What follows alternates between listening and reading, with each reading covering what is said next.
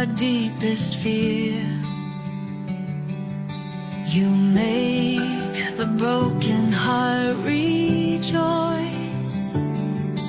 In you we find our voice. We lift you high above the skies. With every breath our praises rise. Your love, it never fades away. We worship you both night and day.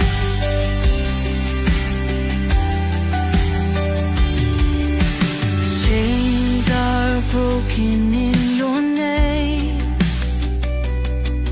In you we are never the same.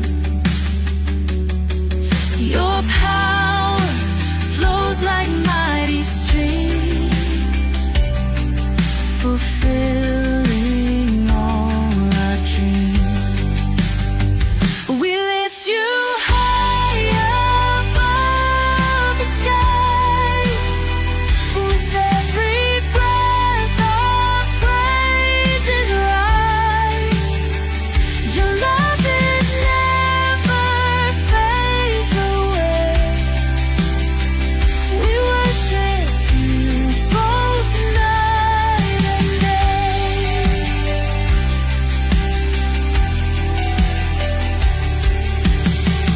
Your name is power, life, and peace. By your word our fears release. You are the hope that fills our soul. In you we find our goal. We lift you high above the skies. With every breath our praises rise. Your love, it never fades away. We worship you both night and day.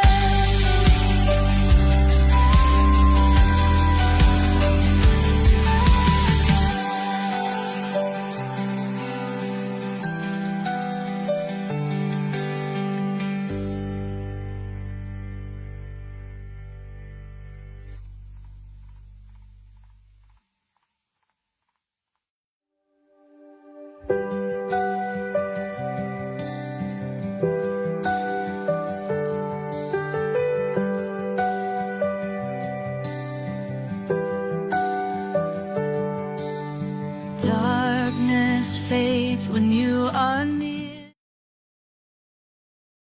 Hello, and welcome sa Russia TV mga kapatid. At meron tayong debate na magaganap ngayon, October 27, 2025. Gabi dito sa Pilipinas mga kapatid. At ang topic natin ngayon ay dapat pa ring sundin ng mga Kristiyano ang 10 utos. So affirmative natin dito si Brother Denmar Santiago ng STA. Negative naman si Pastor Lloyd, mga kapatid, ng Calvinist.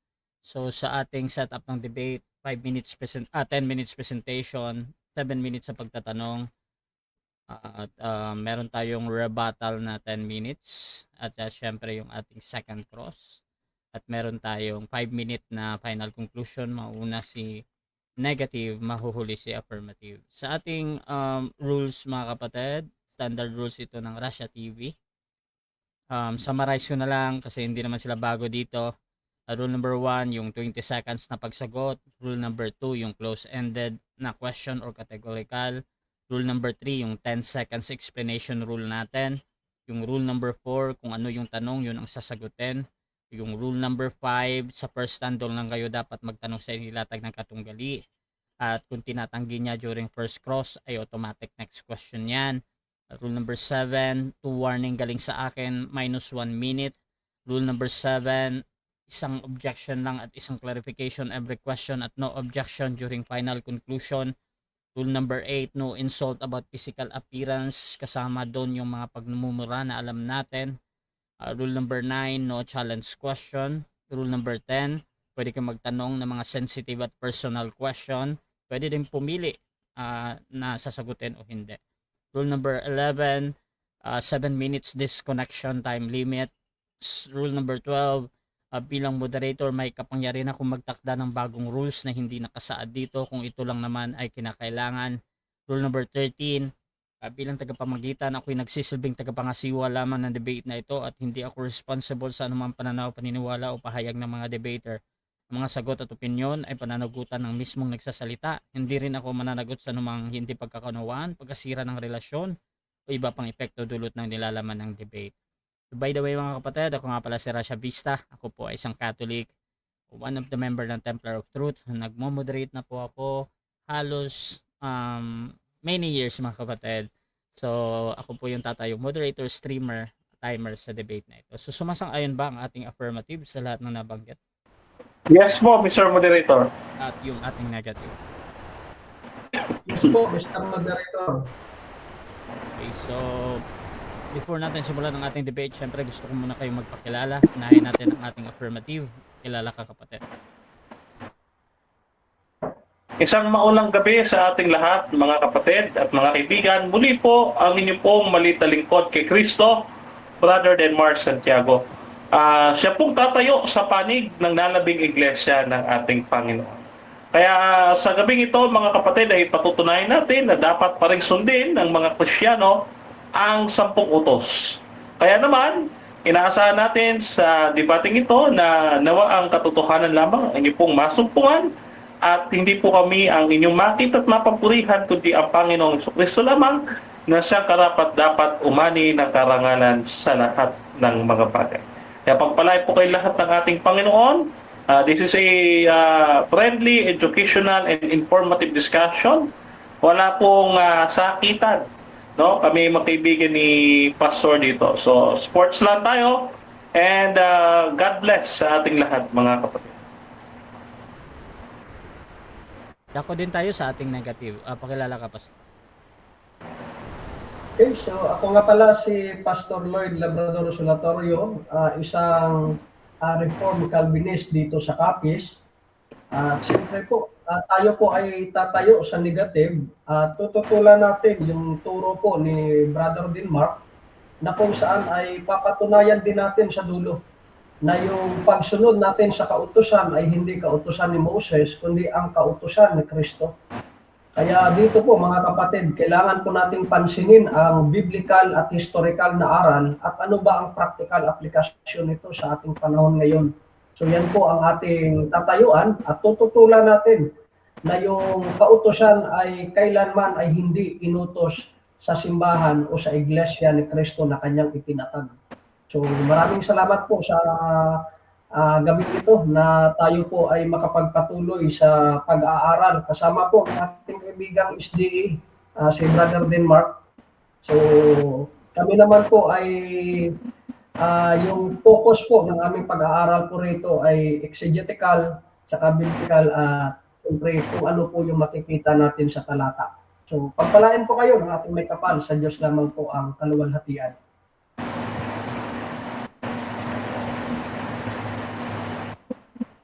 Simulan na natin ang ating debate mga kapatid at bibigyan ko ng 10 minutes sa unang pagpapahayag ang ating affirmative Brother Denmar Santiago sa kanyang patutunayan na dapat pa ring sundin ng mga Kristiyano ang 10 utos. So your time start now, bro. Isang maunang gabi po muli sa inyong lahat, mga kapatid, mga kaibigan. Ang inyong pong maliit na lingkod, Brother Denmar Santiago, ng nalabing iglesia ng Panginoon, ng Seventh-day Adventist. Tayo po ay sumasampalataya, mga kapatid, sa ating 28 fundamental beliefs. Kaya naman yung ating pag-aaral ay kinuha natin mula doon sa ating pinaka-opisyal na doktrina na siyang nanggaling sa Biblia. No? Kaya pansinin po natin, unang poste na ating ilalagay sa debating ito na dapat mapatumba ng ating negative side. Ang doktrina ng Adventist ay biblical. Yung dapat pa ding sundin ng mga Kristiyano ang 10 utos. Yun po, biblical po yan, ano? Ang sabi po dito sa aming fundamental beliefs, number 19. The great principles of God's law are embedded in the Ten Commandments and exemplified in the life of Christ. They express God's love, will, purposes, and concerning human conduct and relationship, and are binding upon all people in every age. These precepts are the basis of God's covenant with His people and the standard in God's judgment. Through the agency of the Holy Spirit, they point out sin and awaken a sense of need of a Savior. Salvation is all of grace and not of works, but its footage is obedience to the commandments. This obedience develops Christian character and resulting a sense of well-being. It is an evidence of our love for the Lord and our concern for our fellow. The obedience of faith demonstrates the power of Christ transforms life and therefore strengthens Christian witness. Exodus chapter 20, verse 1 to 17. O yan, biblical po yan ha. Kaya dapat mamaya sa pagtutol ng ating negatibo, patunayan niya hindi biblical ang turo ng Adventist. No? Para mapatumba niya yung ating proposisyon. O ngayon, Deuteronomy chapter 28 verses 1 to 14, Psalms chapter 19 verse 7 to 14, chapter 40 verse 7 to 8, Matthew chapter 5 verse 17 to 20, Matthew chapter 22 verses 36 to 40, John chapter 14 verse 15, John chapter 15 verse 7 to 10, Romans chapter 8 verse 3 to 4, Ephesians chapter 2 verse 8 to 10, Hebrews 8 chapter 8 verses 8 to 10, 1 John 2:3 and 5:3, Revelation 12:17 and Revelation 14:12. Huh? Ito po yung aming doktrina. Nakita po ninyo mga kapatid, wala tayong binanggit na extra biblical. Lahat po yan biblical. Kaya naman po ang ating pinakaunang poste na itatayo, ang doktrina ng Adventist sa pagsunod sa kautusan ay biblical. O, kaya ang assignment natin sa ating kausap ngayong gabi ay masabi niyang hindi biblical yung aming fundamental beliefs na ating binasa. O, kailangan yung mga talatang ito na binanggit ko, tututulan niya mamaya. No? Kaya ngayon, ano pa po ang katunayan na ang 10 utos ay dapat pa ring sundin ng mga Kristiyano? Una, mga kapatid, ang kautusan, no? Ang kautusan ay ang kautusan po mga kapatid ay siyang basihan mga kapatid ng standard of judgment ng Panginoon. Halimbawa na lang sa Salmo chapter 119 verse 172. Yung commandments ng ating Panginoon ay tinatawag na righteousness o yung kanyang katwiran. So therefore, mga kapatid, no, it sets the standard of righteousness. No? So, ang bawat isa sa atin ay hahatulan, mga kapatid, sa pamamagitan ng kautusan. Sabi dito sa Ecclesiastes, ang talata ay 12 at 13. Sabi dito, fear God and keep His commandments. For God will bring every work into judgment, including every secret thing, whether it is a good or whether it is evil. Oh. Hindi lang po yan sa Ecclesiastes 12:13 nakasulat, kundi gayon din sa James chapter 2 verse 12. No? Sa madaling salita, mga kapatid, no? Ang pagsunod sa kautusan ay isang batayan ng paghatol ng Diyos sa tao sa darating na paghukom. No? Ano pa? Dito, mga kapatid, ang kautusan, no, ang kautusan, mga kapatid, ay perpetual. Bakit? Kasi ito po'y nagpapakita ng karakter ng Diyos.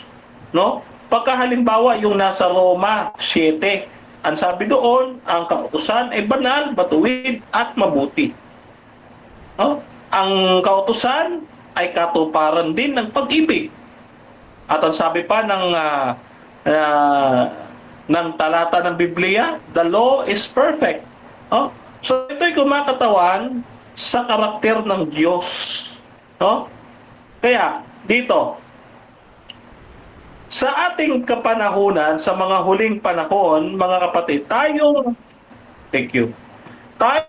mga Kristiyano, o kami na mga Seventh-day Adventists particularly, ay ang nalabing iglesia ng Panginoon.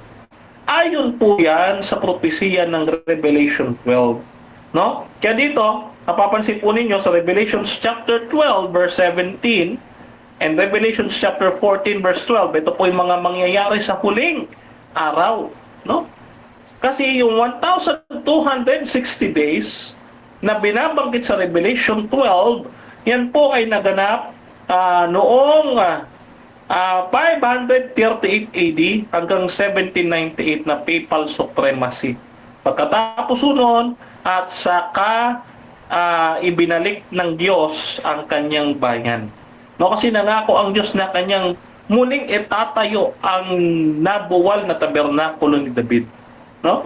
Kaya ngayon, dito sa Revelation chapter 12 verse 17, sabi dito, yung mga saints, yung mga tunay na santo, hindi santo ng Romano Katoliko, yung mga tunay na santo, keep the commandments of God and have the testimony of Jesus. So dito mga kapatid, pinapakita, no? Sabi nga dito sa Revelation chapter 14 verse 6 to 7 yung paghahanda, yung second message, yung second message, yung third message of the three angels messenger, mga kapatid, no? Sabi diyan,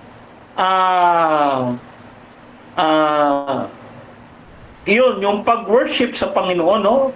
Na sambahin siya na lumikha ng langit at lupa, yun po ay may kaugnayan yun sa Exodo talatang 20 versikulo 8 hanggang 11. Kaya dito sa 1 John chapter 5 verse 3, sabi pa ng isang apostol, no, this is the Lamb of God that we keep His commandments. Hindi tapos po ang debate, kasi we keep His commandments, and His commandments are not burdensome. So, ang mga tunay na Kristiyano ay pinapangunahan ng Panginoon Kristo na nagsabi mismo, sabi sa Mateo 5:17, hindi ko sinira ang kautusan, kundi upang ganapin.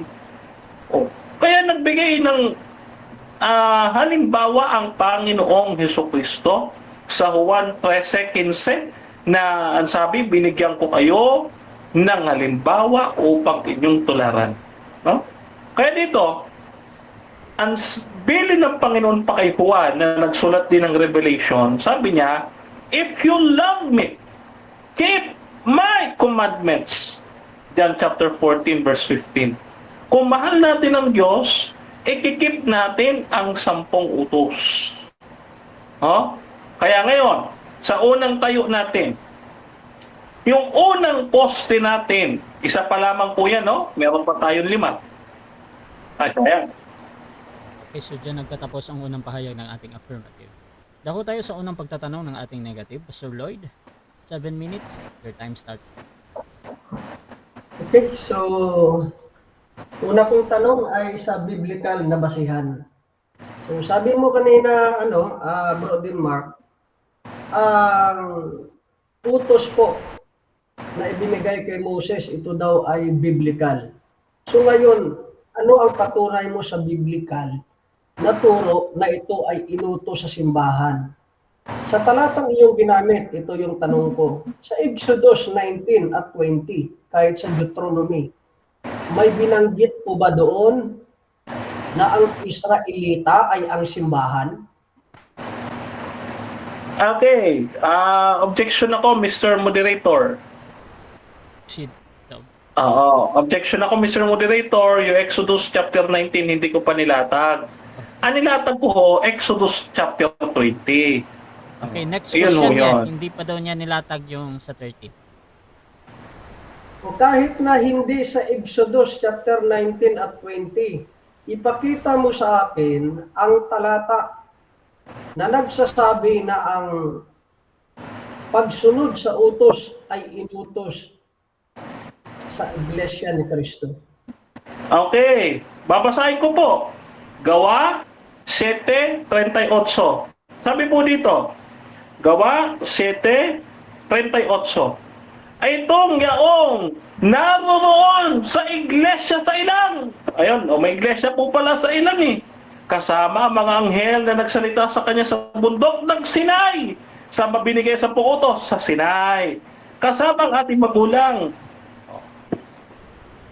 Pangalawang tanong, ang iglesia ba sa ilang, yan ba ay ang iglesia ni Cristo? Yes.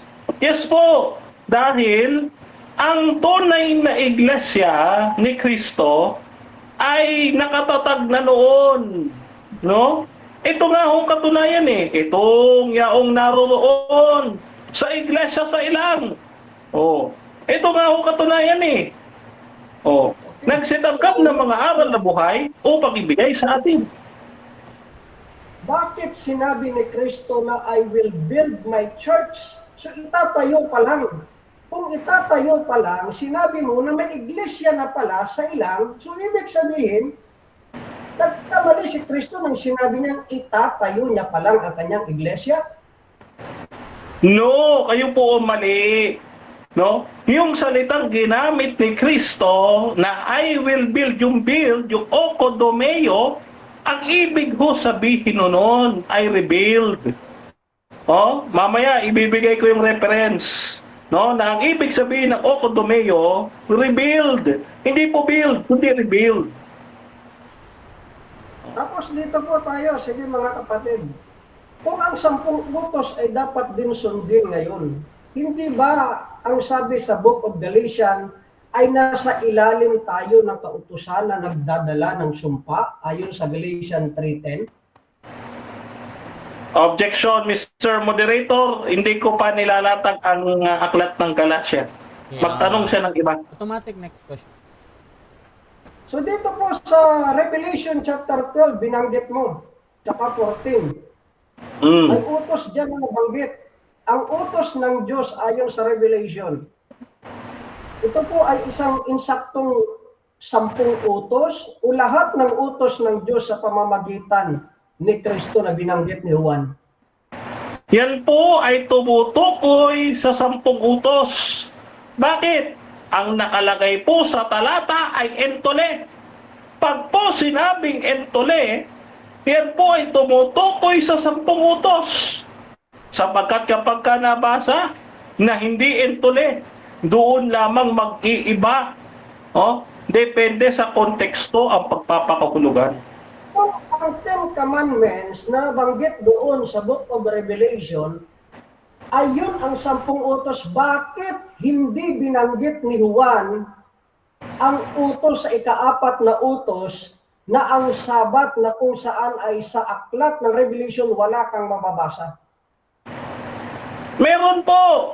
Revelations chapter 14 verse 6 to 7. Ano sabi doon? Sambahin ninyo ang gumawa ng langit at lupa. Siya ating mababasa din sa Exodus 20 chapter verses 8 to 11. No? Na yung Sabat ay memorial of God's creation. Pag-alaala, pagsamba sa Creator.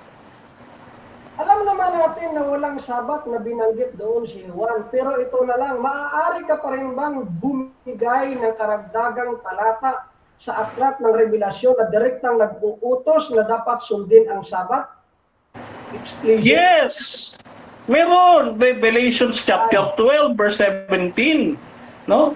Yung sa mga huling araw na ito, ang inuusig ng dragon, yung sumusunod sa 10 utos. Oh. Yun nga po yun eh. Kasi yung 1,260 days doon sa Revelation 12 ay naganap noong 530 AD hanggang 1798 sa Dark Ages. Naniniwala ka ba na ang utos na binabanggit ni Juan ay hindi utos na ibinigay kay Moses, kundi utos ni Kristo na ibinilin niya at itinuro na sundin ng iglesia? Hindi po ko uma-agree at naniniwala sa inyong opinyon. Sapagkat ang nakasulat sa Griegong salita sa Revelation 12, entole. Pagka sinabi, commandments po yan. Kung titingnan nyo po yan sa diksionaryong Griego, yan po ay 10 utos. Next question.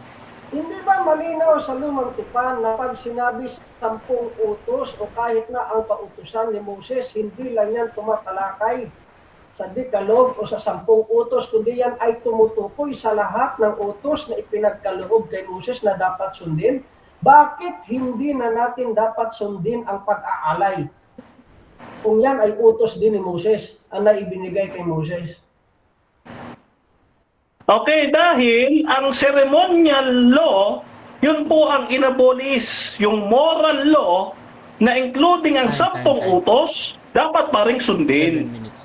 Okay, so dyan nagtatapos mga kapatid Okay. ang unang pahayag o unang pagtatanong ng ating negative sa affirmative. So, shoutout muna sa ating nasa live mga kapatid. Kay Junifer Lumindas, sabi niya si John ay Old Testament and mind sa pagsulat. Shoutout din kay Emmanuel Jeffrey Liad and that he set a new covenant, he had made that first old, now that which decayeth and waxeth old is ready to vanish away. Hebrew 8 verse 13. Shoutout din kay Junjuniana, kay Lelus Ravena. Ang sinira ni Kristo na nirereklamo ng mga Sabatarian ay ang maling pagsamba sa araw ng Sabat by salita ng Diyos. Shoutout din kay Nomar Adnarab. Tama lang po na sundin ang 10C pero hindi para maligtas dahil ang mga ligtas na at mga anak na ng Diyos ang nakasusunod lamang sa mga kautusan ng Diyos. Alam nga naman, ang mga hindi paligtas at mga anak pa ng demonyo ang makakasunod sa mga kautusan ng Diyos. Ito din kay June Mark, Bustamante, Kuyawag Lemoy, but ang dami namang palpak na propesiya ng mga kagrupo ninyo na hindi natupad. Lahat ba ng law talaga natupad na ninyo? Shoutout din kay June. Sabi niya, Banat, Pastor Lloyd. Emi Alfonso, go bro, Denmark. Sabi naman dito ni, shoutout din kay Pastor Rene Medel. Ayan.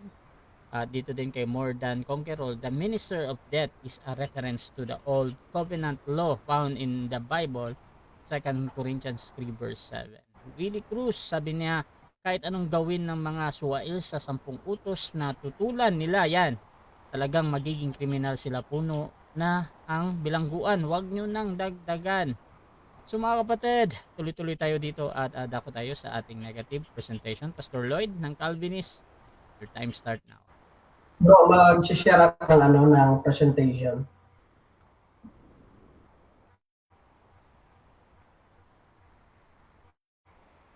Check nga.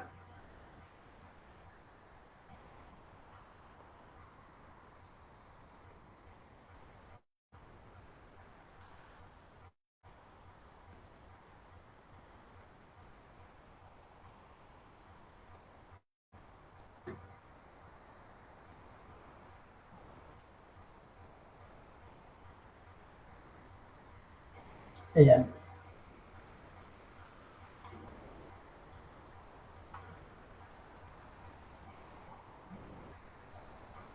Sige.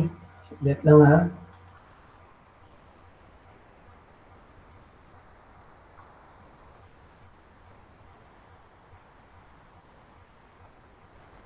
Bakit wala?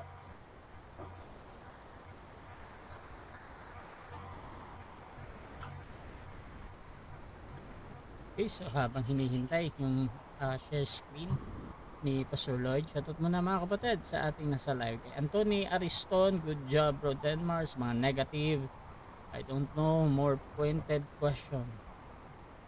ADK, more pointed question. Raymond Diaz, Galatians 3:10, lahat ng gawang ayon sa kautusan nasa ilalim ng sumpa, law is not of faith. Shoutout din kay Emmanuel Jeffrey Diaz, kay Junjun Yana, John Mark Bustamante, Duluch Labena mga kapatid, Nomar Adnarap, wala pa din pastora. Shoutout din kay Emmy Alfonso, syempre yung aking tatlong sister, si Sister Emmy, Sister Sister Grace, Sister Nena mga kapatid. Thank you. Shoutout din mga kapatid ating dyan sa iba't ibang forum na na-share natin. Ayan. Kay Pipito Sven 7. Ayan, shoutout sa kanya. Kay Dan Mateo. Nandyan din si Joey. Pwede mag-out muna. Yes bro, try mo. Out ka muna. Arlene Mendoza, shoutout sa iyo. Sister at si Lilian Garon. Shoutout Maylin, Alicia. Shoutout sa kanya. Fe Espanyola, Erlinda Musong. Ayan, pag sinabing law, lahat ng 613 law. Shoutout kay Vanessa Bustamante. Dito din kay Raymond Diaz Dai. Try mo ulit. Okay, sa mga bagong pasok dyan sa ating live mga kapatid, ang topic natin ngayon ay patungkol dito sa patutunayan ng ating affirmative na dapat paring sundin ng mga Kristiyano ang 10 utos mga kapatid. So, affirmative natin, syempre Denmar Santiago ng SDA. Negative naman si Pastor Lloyd, yung naghahanda ngayon.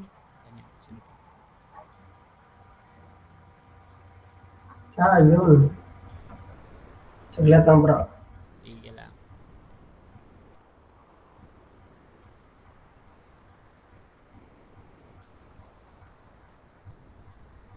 Okay mga kapatid, kung gusto nyo yung i-share yung itong live streaming na ito, please share kahit sa profile nyo lang or mag-type lang kayo mga kapatid para matag na yung lahat ng inyong friends. Simply just comment at highlights mga kapatid or at followers kung meron kayong ganyan. Dapat meron siyang yung parang naka-highlight para talagang naka-link na talaga mga kapatid. So automatic magtatag yung friends nyo para kung sino man makapanood ng mga ganitong usapan mga kapatid. Napakaganda. Basta SDA mga kapatid, syempre specialty nila yan yung 10 commandments. At dito din sa ating negative mga kapatid ay gigibain. So hintayin natin ang ating negative percent.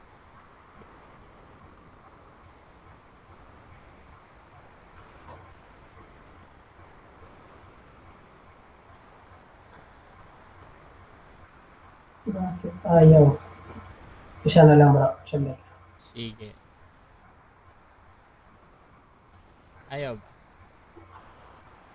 Patient. Yan. Apo. Saglit.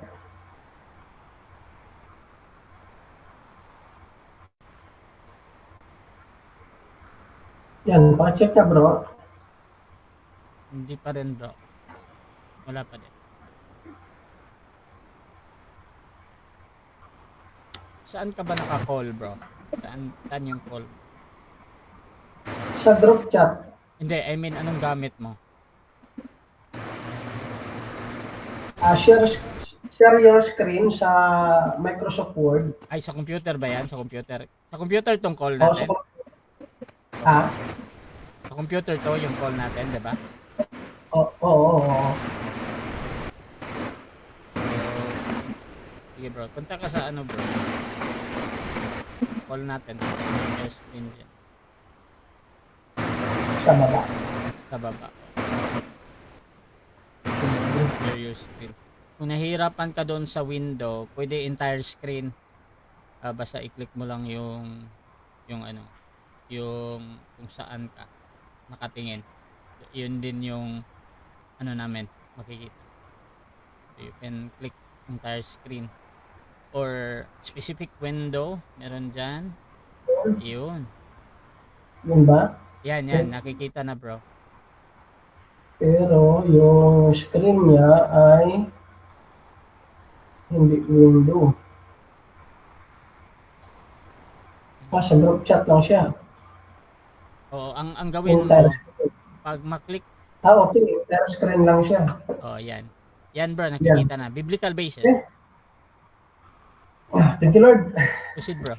Okay. So, pagpasensyahan nyo na mga kapatid, ha? Okay, so, ang proposition po natin dito, bilang parte rin po ng pagtututol natin, ang 10 utos ay hindi kailanman inutos sa simbahan, mga kapatid. So, ito po ay sa lumang tipan at tayo po ay nasa bagong tipan. Yung 10 utos po ay, yan po ay bahagi ng kautusan ni Moses na kung saan ay ibinigay po ito bilang isang covenant nation. Hindi po ito kailanman inutos sa simbahan. Ngayon, ano nga ba yung biblical na basihan natin dito? Ang 10 utos ay ibinigay po by context sa Israel lamang. Ayon po yan sa Exodus chapter 19, Exodus chapter 20, na nawa ay pag-aralan ni Brother Denmark ang context ng talata na ang 10 utos na yan ay ibinigay sa Israel matapos silang pinalabas sa lupain ng Ehipto bilang bayang pinili. Kailanman wala tayong mababasa na ang simbahan ay siyang Israel kahit spiritual Israel. Wala po. So doon pa lang lilitaw na hindi biblical at hindi alam ni Brother Denmark ang context na ginamit. Kaya ang katotohanan na makikita natin dito mga kapatid, kaya malinaw na ito'y ibinigay sa Israel, hindi sa lahat ng bansa. At lalong hindi sa simbahan. Ang konteksto ay tungkol sa covenant of God or kasunduan sa Sinai. At pangalawa, ang kautusan ni Moses ay isang covenant o sa pagitan ng Diyos at ng Israel. Yan po yung dapat pansinin ni Brother Denmark. Ayon po yan sa Deuteronomy chapter 4:13, ipinahayag niya ang mga tuntunin ng kasunduang ginawa niya sa inyo. Ano yan? Yan po yung utos na ibinigay kay Moses. Ang 10 utos na isinulat niya sa 2 tapyas ng bato. Kaya dito mga kapatid, malinaw po na ang Decalogue mismo ay isang Mosaic covenant at hindi po sa New Covenant ni Kristo para sa simbahan. At kahit si Kristo po ay ang sabi po diyan sa turo po ni Pablo, si Kristo ang katuparan ng kautusan, hindi ang pagpapatuloy nito. Kahit yung binanggit po ni Brother Denmark sa Mateo na ang sabi ni Kristo ay itinupad ni Kristo, yun po ay complete at tinupad, hindi po para ipagpatuloy. Bigyan mo ako ng aral na continuation yung pagsabi po doon na tinupad. Wala ka pong talatang mababasang ganon.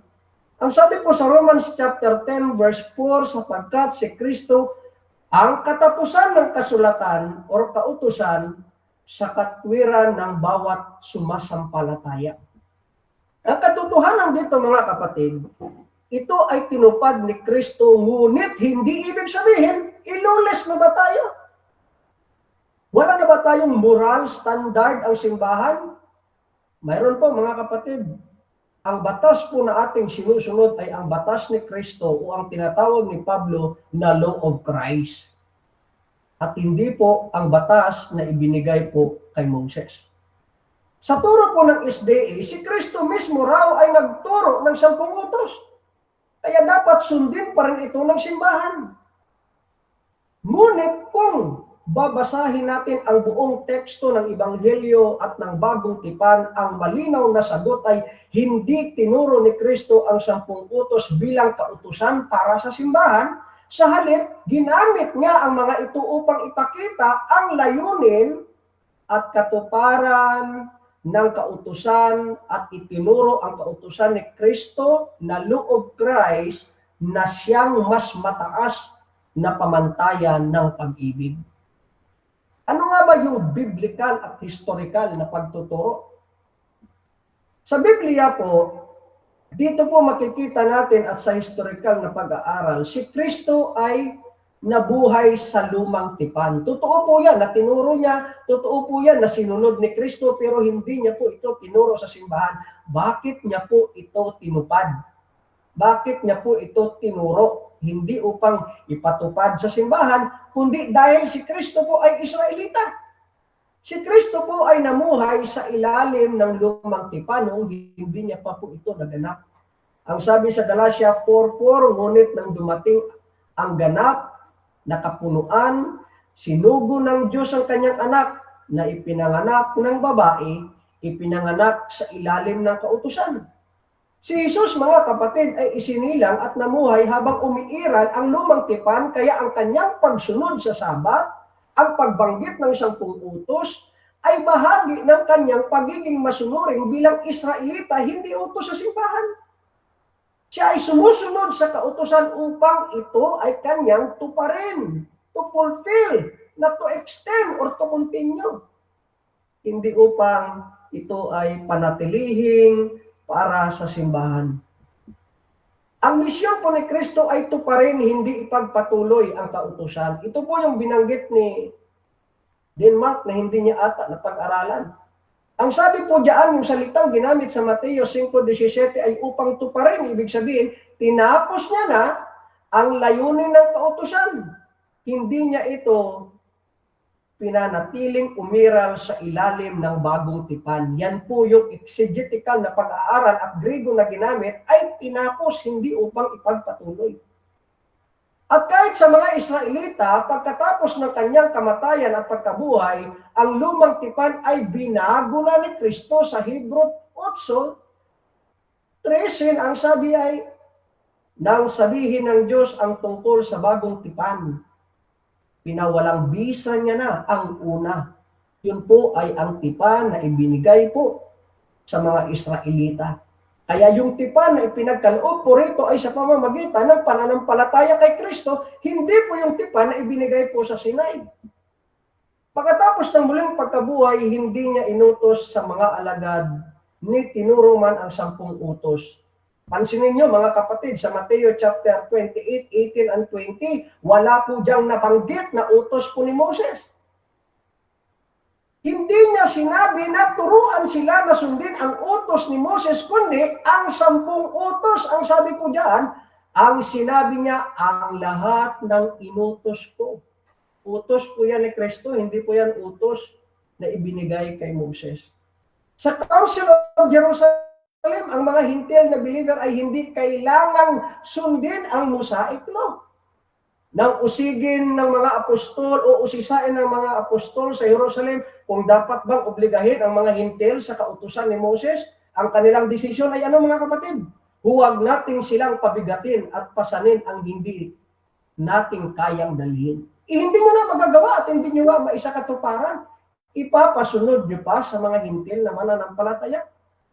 Kung ang 10 utos ay utos at bahagi na inutos sa simbahan, dapat ay malinaw na binanggit dito sa Council of Jerusalem na inutos din ang Sabat na bahagi po ng 10 utos pero wala pong binanggit. Pansinin mo maya, Brother Denmark, kung ano yung binanggit na utos dyan. Wala diyang 10 utos na binanggit. For fellowship lang po dyan para sa Hudyo at hindi. At ang mga early father natin na nagturo ng 10 utos ay hindi binding sa church. Si Justin Martyr, si Irenaeus, dito po makikita po natin mga kapatid, ang mga unang Kristiyano ay alam na ang Mosaic Law ay tapos na kay Kristo at hindi inutos kailanman sa simbahan. At ano po ba yung practical application po natin dito sa gawaing Kristiyano? Ang moralidad ng Kristiyano ay nakabatay sa law of Christ, not law of Moses. Kaya nga sabi ni Pablo sa Galatians chapter 6 verse 2, dalhin ninyo ang mga pasa ng isa't isa at gayon din, at ganong inyong matupad ang kautusan ni Kristo. Ang mga utos na ito ay higit pa sa nakasulat sa tapyas na bato, ito po ay isinulat sa puso ng bawat tao. Ano po ba ang utos ni Kristo? Ibigin mo ang iyong kaaway. Pagpapatawad, maglingkod sa isa't isa. Utos ng pag-ibig, ito ang tinatawag ni Pablo na law of Christ, not law of Moses. Ang bagong kautusan ni Kristo ay utos ng pag-ibig, hindi kopya ng Dekalogo. Nandyan din po, mababasa po sa Juan 13:34, isang bagong utos ang ibinigay ko sa inyo, na kayo'y mag-ibigan sa isa't isa gaya ng pag-ibig ko sa inyo. Kung ito'y dati na nautos, hindi po ito bago.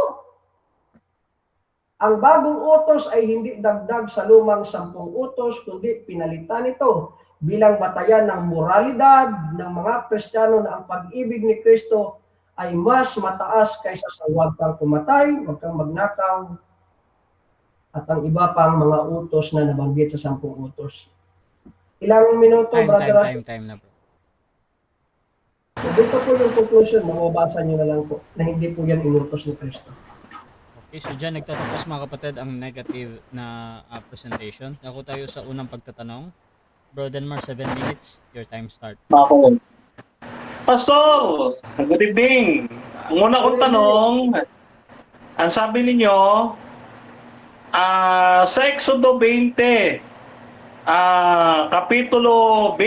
Exodo Kapitulo 20, versikulo 20, no, na sinabi ninyo kanina, ito ay para sa Israel lamang.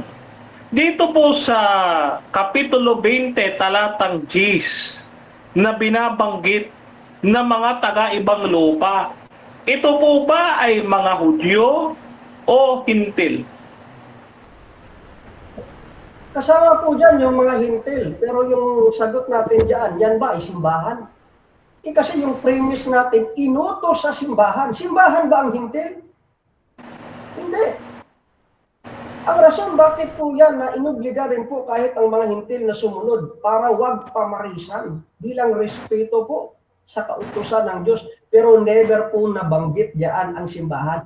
Sa madaling salita, Pastor, okay, sa madaling salita, Pastor, ito sa madaling salita, yung utos sa Exodo chapter 20, hindi lang mga Israelita ang nandito, kundi mga iba pang mga taga-ibang lupa o mga tinatawag nating mga hintil.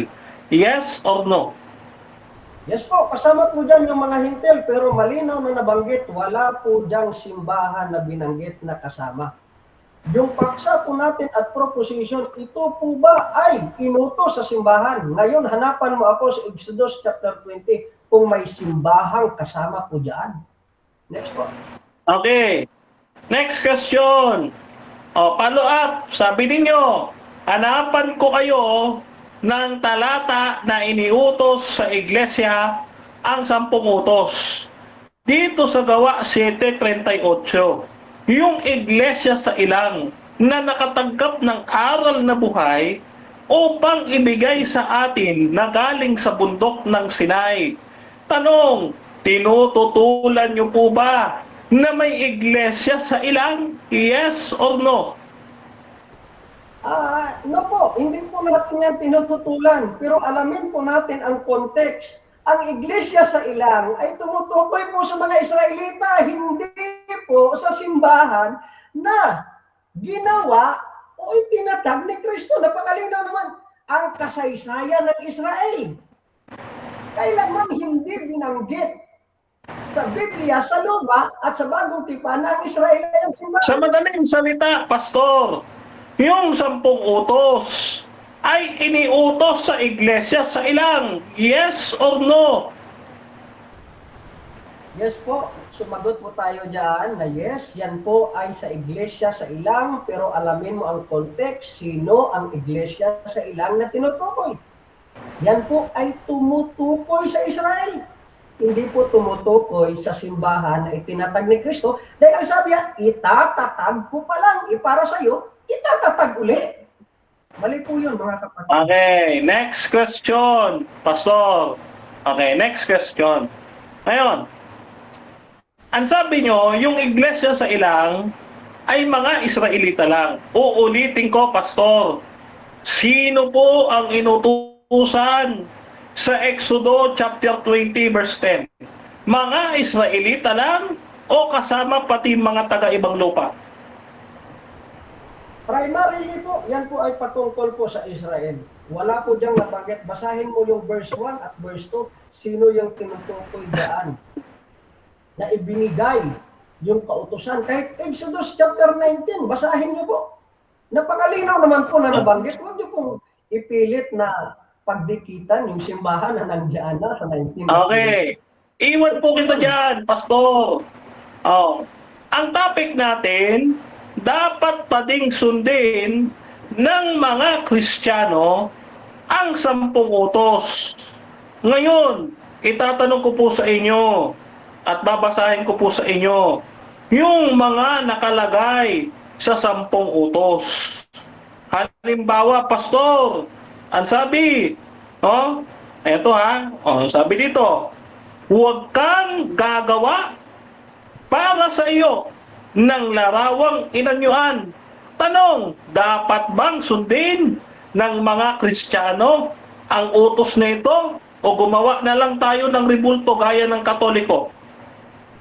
Mali po yung premise ninyo. Ang tawag po Objection. dyan, Objection. Objection, moderator sa Objection, mauna muna Mr. yung Moderator. objection ha. Proceed. Affirmative. Ang tanong ko po, Mr. Moderator, Okay. categorical. Mamimili siya dito sa unang utos na huwag kang magkakaroon ng larawang inanyuan. Ang tanong ko po kay Pastor, Mr. Moderator, ito bang utos na huwag gumawa ng larawan dapat pa ding sundin ng Kristiyano? O gumawa na lang tayo ng ribulto gaya ng Katoliko? Dapat ba or gagawa na lang? Pastor Lloyd, may counter-objection ka? objection, moderator. Or pipil? Okay, proceed. Oo. Yung objection ko sa kanyang pagpipilian ay wala po. Bakit? Dahil yung utos na sinusunod po ng mga Kristiyano ay hindi utos na binigay kay Moses, kundi utos ni Kristo na Okay. ibigin mo ang Diyos at yung paggawa ng rebulto ay mali po yun sa utos Okay, ni okay. Kristo. At ikaw, Okay. So ganito bro, para hindi magamit yung objection doon sa mahabang paliwanag. Ang importante kasi sa moderator yung pagpipilian. However, kung wala doon ang sagot mo sa pagpipilian, pwede kang gumamit ng 10 seconds. So gagamitin mo ba, Pastor Lloyd? okay, 10 second po. Proceed, Kailan po ba nagamit o kailan po ba binanggit at nagsimula ang mga Kristiyano? Nang doon na ba sila? Nung panahon na inutos ng Exodus. Okay, next question. Isa pa, Pastor. Kung hindi na dapat sundin ng mga Kristiyano ang 10 utos, tanong ko po sa inyo, dapat bang pumatay, magnakaw, mga lunya ang mga Kristiyano? Yes or no? Ano po? Mga kapatid, malinaw naman kanina yung presentasyon ko na ang pag-ibig ni Kristo ang batayan.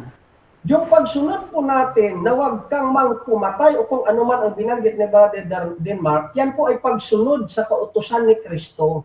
Hindi po sa pagsunod na ibinigay kay Moses. Malinaw naman na binanggit ko na may kautusan tayong Okay, next question. Yun po bang huwag kang papatay, huwag kang magnakaw, at huwag kang mangalunya na sabi nyo dapat sundin ng mga Kristiyano? Nasa 10 utos rin ba yan? Yes or no? Ano po mga kapatid? Yan po, yes po. Yan po ay nasa 10 utos. Kaya nga malinaw na sinabi ko sa inyo, kahit hindi man po ang 10 utos ang kanilang sundin. Dahil dun po sa bagong utos na ibinigay ni Kristo, na ibigin mo ang inyong kapwa. Ang umibig ba sa kapwa ay papatay at magnanakaw? Ibig sabihin, Okay, next question. Iwanan na kita dyan, Pastor. Iwanan na kita dyan. Time na? Time bro. Time. 7 minutes time. Okay. So 6 seconds na lang Sayang. tayo yan. So dako tayo mga kapatid sa rebuttal. Pero bago yan, shoutout muna kay David Okay. Stan. Sabi niya kailangan nilang maging kasapi sa bayang Israel. Nagpa-convert sila sa Israel upang maging karapat-dapat sila. Shoutout tayo kay Jonathan Baliktorian. Pastor Lloyd, hipokrito. Sabi naman ni Jonifer Luminda, si Kristo sumunod sa 10 utos. Shoutout din kay Will Cruz. Di sundin ng buo, hindi partial na pagsunod. Erlinda Musong, mali talaga ang paggawa ng larawan, Denmar. Shoutout din kay Regel Toledo, patay huli ka. Go go bro, Denmar. Shoutout din mga kapatid dito kay Jimmy Ibanghelio. Ano ba ang church o simbahan? Hindi ba mga tao na tinawagan? Shoutout din mga kapatid kay Erlinda Musong. Ayan. So, dako tayo sa rebuttal, Brother Denmar Santiago ng SDA. Your time start now. Yes. Thank you so much. Ngayon, gusto daw niya ni Pastor ng kontekstual. Ngayon dito po nagkabuko-buko, no? Nagkabukol-bukol yung kanyang pagsagot. Bakit to? Eto, no, papaliwanag natin. Unang tanong ko sa kanya, yung bang taga-ibang lupa? Kasi sabi niya yung mga Israelita lang ang inutusan. No? Doon sa bahagi ng pag-utos sa Sabat, kasama pala ang hintil o mga taga-ibang lupa. Exodus chapter 20 verse 10. Ang palusot naman, hindi daw sa iglesia. Naghanap tayo ng talata na para sa iglesia. Sabi niya, para lang daw sa Israelita. Ano na yung sagot mo nung una, nakasama yung hintil? Nagbabanggaan. Nagbabanggaan ang sagot ngayon ni Pastor. Ngayon, eto mga kapatid, meron pa siyang tawag dito, meron pa siyang kinalubugang tumunoy dito, no? Lalo pa siyang gumugulong. Bakit? Kasi mga kapatid, no? Inamin niya na yung huwag kang mangangano niya, huwag kang magnakaw, huwag kang papatay, nasa 10 utos na dapat sundin ng mga Kristiyano. Doon pa labang mo tapos na ang debate. Kaya dito, hindi siya makasagot ng diretsyon ng tanungin tungkol sa larawan. Mamaya sasagutin natin yan. Ngayon, puntahan natin yung sinasabi niyang Mateo 16:18. Dito po sa Mateo 16:18, ang nakalagay ay okodomio. Dito sa Thayers, Strong Concordance 3618. Ano sabi? Okodomio, metaphorically, contextually, equivalent to restore, to rebuild, to repair. Hindi naman pala building. Ano sabi ni Thayers? Contextually, equivalent to repair, to rebuild, to restore. Yun yung salitang okodomeo. Diba? Kaya, dito, ano pa sabi ni Chuck Walton and Art Soginsin, noong 2019, sa Spiritual Things You Need to Know Before You Die, page 15, sabi dito, He is the only authority sent by God to rebuild the church. Rebuild naman po pala ano pa? Ito pa yung ating referensya. Dito naman sa, tuloy natin. Sabi dito, in other words, the church where we get there is associated to worship to God must be the church that build. That time our Lord Jesus Christ rebuilt it. Ni-rebuild naman po pala pastor kaya tama po kami ng mga Adventist. Yung iglesia sa ilang ni-rebuild. Ni-rebuild. Kahit po ang katisismo ng Katoliko dito sa CCC 751, sabi dito, the church, ecclesia, the Greek word, ecclesia called out once, means a convocation of an assembly, designates the assembles of the people of God, usually for religious purposes. Dito, tingnan natin na, ecclesia is called frequently to the Greek Old Testament for the assembly of the chosen people before God, above of the assembly on the Mount Sinai, where Israel received the law and was established by God in His holy people by calling itself church. Para ho sa Katoliko, merong church in the wilderness. Oo. Di ba? Oh. Kaya dito, bakit po kailangang i-restore? Oh. Yun ang tanong eh, bakit kailangang i-restore ang iglesia? Oh. Yun o eh, i-restore ang iglesia. Bakit? Kasi nabuwal, natumba sa panahon ni Amos. No? Sa panahon ni Amos natumba. No? Kasi sila'y tumalikod, sumamba sa Diyos-Diyosan, mga rebulto at mga larawan na gaya ng sa Katoliko. Oh? Kaya yung gusto na lumabag sa 10 utos, yan mga kapatid.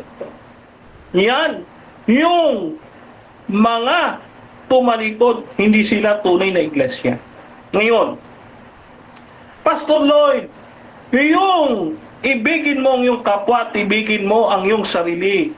Oh, yung utos na yon, hindi bagong utos, kundi nasa lumang tipan din. O ito, basahin natin. No? Napagkakamali si Pastor, binasa niya, siya daw bagong utos. O, ito, basahin natin. Bagong utos ba ibigin ang Diyos? O, tingnan ninyo mga kapatid, ha? Huwag kayong padadaya. O, Levitico 19, talata ay 18. Huwag kayong maghiganti o magtatanim laban sa mga anak ng iyong bayan, kundi ibigin ninyo ang inyong kapwa na gaya ng inyong sarili. Ako ang Panginoon. Ayun naman po pala mga kapatid. No? Yung utos na ibigin ng iyong kapwa ay nasa matandang tipan din. Hindi siya bagong utos. Ay yung ibigin mo ang Diyos. Pagka sinabing ibigin mo ang Diyos, ito, nasa Deuteronomy 6:5, at inyong ibigin ang Panginoon mong Diyos ng iyong buong puso, buong kaluluwa at buong pag-iisip. Nasa matandang tipan naman po pala. Hindi bagong utos. Ano ka ba naman, Pastor? Ikaw na nga po nagbasa, hindi nyo pa naintindihan? Oh, eto kayo na nga ang nagbasa. Ako magbabasa para sa inyo. 1 John chapter 2 verse 7. Mga minamahal, wala akong isinusulat sa inyo na bagong utos, kundi ang dating utos na nasa inyo buhat ng pasimula. Ang dating utos ay salita na inyong narinig. Ano yung dating utos, Pastor? Yung ibigin mo ang Diyos, ibigin mo ang iyong kapwa. Kaya yung 10 utos, may 2 kategorya. Yung una hanggang 4 na kautusan, yan ay tumutukoy sa ibigin mo ang Diyos. Yung 5 hanggang 10 ay ibigin mo ang iyong kapwa. But it doesn't mean na kinakategorya, wala nang kautusan at di na dapat sundin. Ganun ho yun. Ngayon, hindi daw itinuro ni Kristo ang 10 utos. Okay. Sino ba ang Diyos si Pastor Lloyd? Tingnan nyo dito sa Exodo 3:14. Sino ang Diyos ni Moses na nag-utos sa kanya? Sabi niya dito, at sinabi ng Diyos kay Moses, ako, yaong ako nga. At kanyang sinabi ganito, sabihin mo sa mga anak ng Israel, sinugo ako sa inyo ni ako nga. Sino to, Pastor? Di ba si Kristo? Nang pakilalang ako nga? Juan 8:58. Huwag mong sabihin hindi nagturo si Kristo ng 10 utos. Dahil ang Diyos ni Abraham, Diyos ni Jacob, Diyos ni Isaac, si Kristo na ating Panginoon. Hindi po ba nag-i-exist sa inyo ang Kristo sa matandang tipan? Questionable ho yan. Ngayon, pansinin po ninyo mga kapatid. Yung sinasabi niya na dahil hindi na daw utos ito sa iglesia. Basahin po nating maigi. Gawa 7:38. Ito yaong naroroon sa iglesia sa ilang. Meron po palang iglesia sa ilang Sabi niya, mag-agree siya dito sa talatang ito. Kasama ang anghel at nagsalita sa kanya sa bundok ng Sinai. kasama ang ating mga magulang na siyang nagsitanggap, sila'y tumanggap, yung mga magulang natin, upang ibigay sa atin. Kanino daw? Sa atin. Kaya dito sa Revelations chapter 12 verse 17, Pastor, no? Yung mga tunay na lingkod ng Diyos sa mga Kristiyano sa huling araw, ayon sa propesiya, ano daw? Siyang nagsisisunod ng mga utos ng Diyos at mga may patutuo ni Jesus. Revelations chapter 12 verse 17. Kaya dito sa pagkakataong ito, wala pa pong naitututol ang negatibo sa tema. Bagkus, hindi rin niya natibag yung ating poste. Ayan. Okay, so dako tayo sa 7 minutes na second cross. Pastor Lloyd, your time start. Okay, so unang tanong. Pinag-iisa niya yung iglesia ni Cristo tsaka yung Israel. Saan mababasa? Pinag-iisa ng Biblia. Saglit lang, nagtatanong ako mga kapatid. Sige. Kala ko tanong na yun eh. Proceed. Excited ka? So, saan doon nabanggit na kung saan ang Biblia mismo ay nagsasabi na ang Israel ay tinawag na katawan ni Cristo? Okay, ang sabi ho dito sa aklat ng Galasya. Babasahin natin ha. Dito sa aklat ng Galasya. Dito sa talata kapitulo Kapitulo 3. Sabi diyan, at kung kayo'y kay Kristo, kayo nga'y binhi ni Abraham. Galasa 3:29, mga tagapagmana ayon sa pangako. Spiritual Israel po yan. Okay, so pangalawang tanong. Ang nabanggit po diyan ay seed of Abraham, hindi po spiritual Israel. Bakit binanggit po sa Efeso chapter 1 verse 22 at 23 kung kasama sila sa katawan ni Kristo? Bakit mayroon pong nabanggit na pagkakaiba sa Israel at simbahan ni Kristo? Wala po, nasa isip nyo lang yan. Dahil yung inyong iniisip ay dispensation na galing kay Scofield. Huwag nyo po akong dadalhin sa dispensation ni Scofield kasi hindi po yan biblical. Yan po yan galing po kay Scofield yan, dispensation na sinasabi ninyo na pagkakahiwalay ng church at saka ng Israel. Mali po yan, Pastor. Next question. Mga kapatid, lumilitaw po dito na umiiwas sa tanong si Dean Mark. Hindi si Scofield yung tinatanong po sa Efeso 1:22. Objection, Mr. Moderator.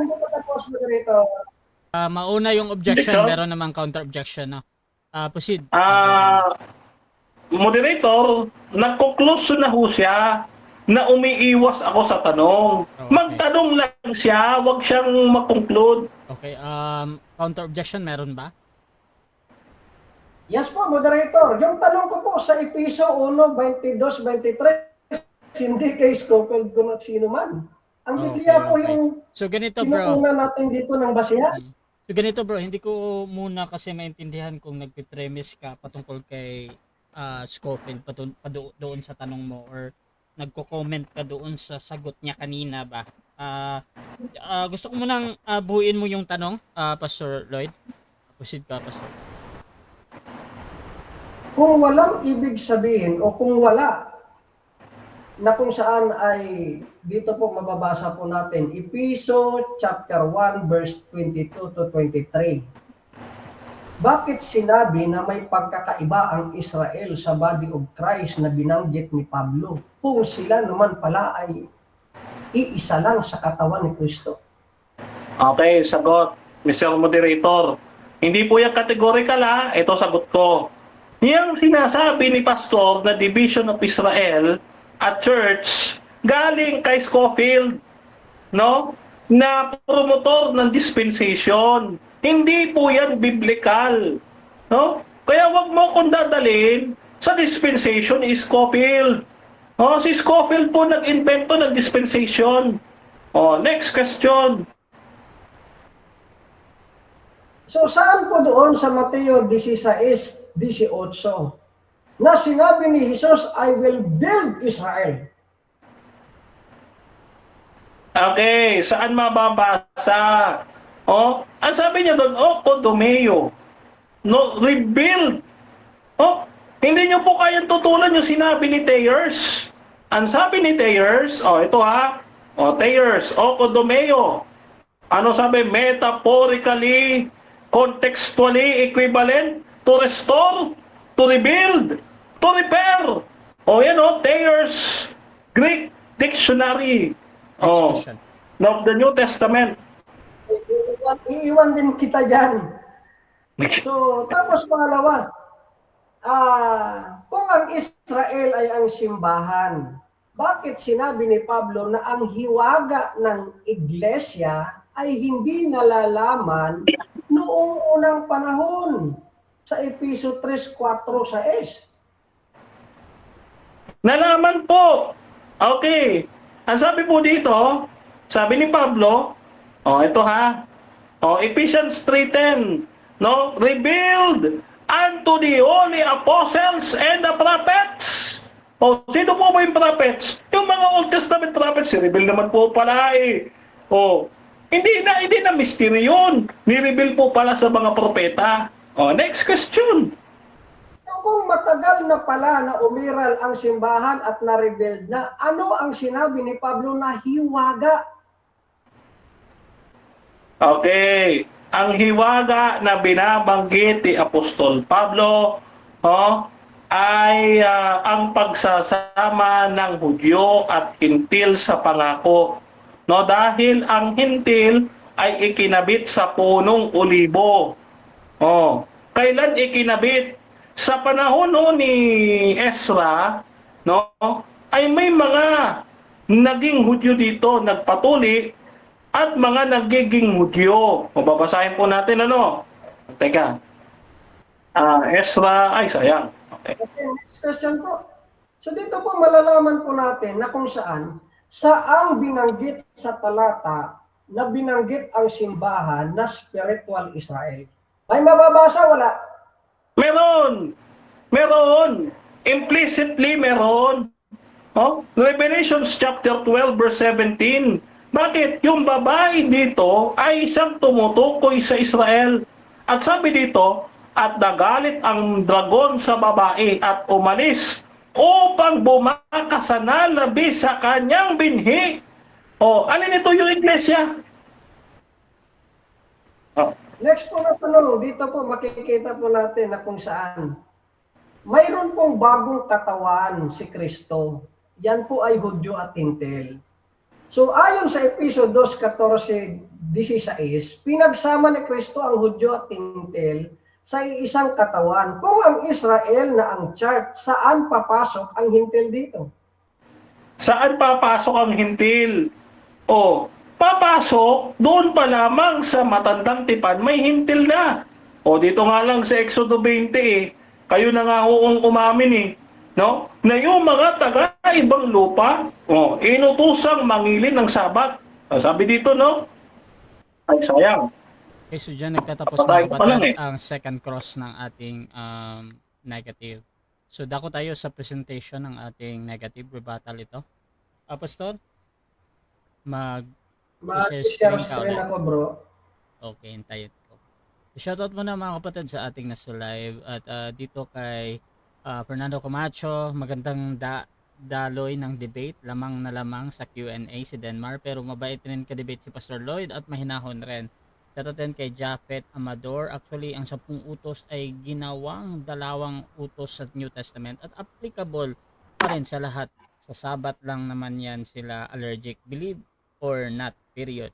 Ito din kay Jonathan Baliktorian, mga pastor na dala ng Bible tapos against sa nakasulat sa Bible, ang tawag yan ay hipokrito.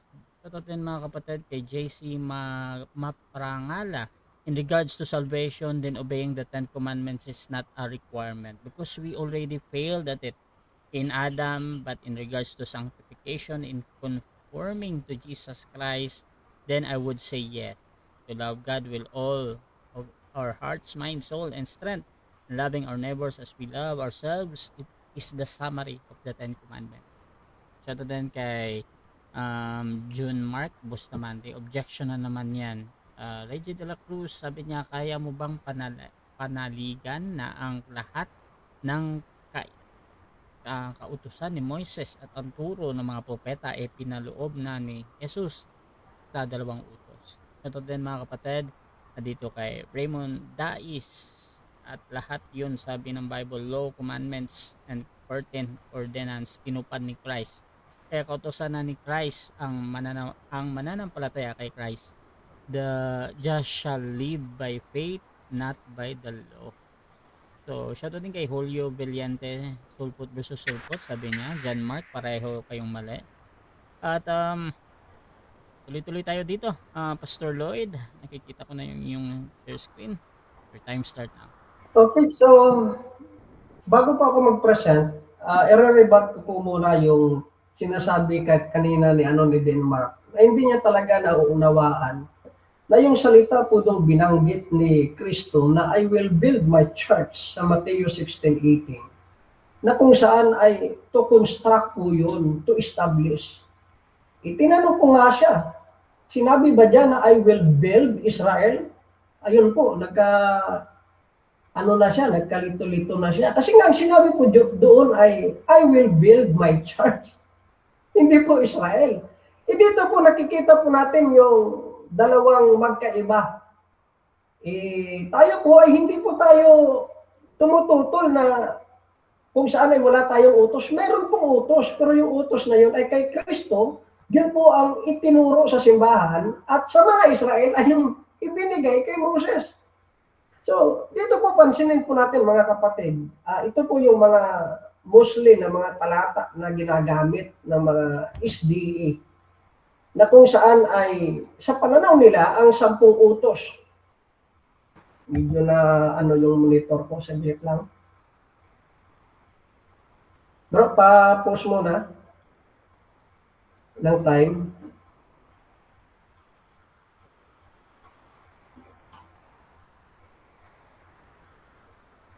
Nandyan ba? Oo.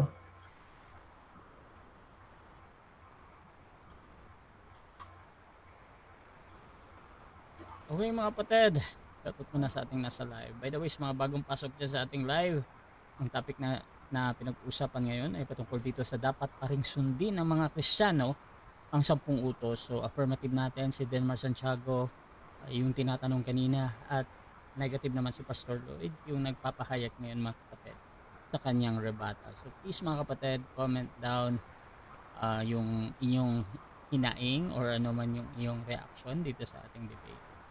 At ayan, pananaw ng SD.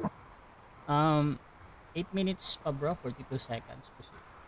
So, ito po yung pananaw ng mga SDA, mga kapatid, na ang 10 utos ay itinuturing daw ito na eternal o tinatawag nilang moral law na nananatili kahit matapos na noong panahon na ipinako po si Kristo sa cross.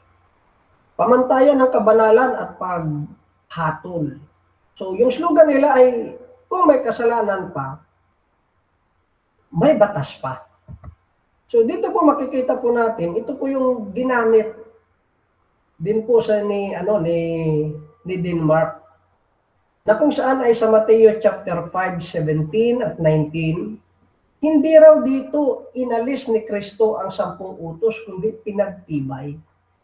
Pero yung word na fulfill po dyan ay to complete. Hindi po to continue. Pag sinabing complete ay tinupad na ni Kristo. Pag natupad na, mayroon na siyang bagong utos. At yun po yung 2 utos na lang. Ihirap ka ngang sundin yung 2 utos, 10 pa kaya. Kahit na po isama niyo pa po yung libong-libong utos na nandun sa lumang tipan. At kahit po dito sa John chapter 14:15, Ang sabi po diyan ay, kung ako'y inyong iibigin at tutuparin ninyo ang aking mga utos. Ang utos ba diyan ay utos na ibinigay kay Moses? Ang aking utos, yan po ay mga tagubilin ni Kristo sa John chapter 15, verse 12. Hindi ang utos na ibinigay sa Sinai, kundi utos ng pag-ibig sa ilalim ng bagong tipan, mga kapatid. At dito rin po sa Romans chapter 3, verse 38 na ginagamit din po ng mga SDA, ipinawalang saysay ba namin ang kautusan? Ito hindi pa ito nagamit ni Denmark. Pero ito po yung pinaka-strong verse nila dahil sa pananampalatayang ito, hinding-hindi sa halip pinagtibay pa nga namin ito.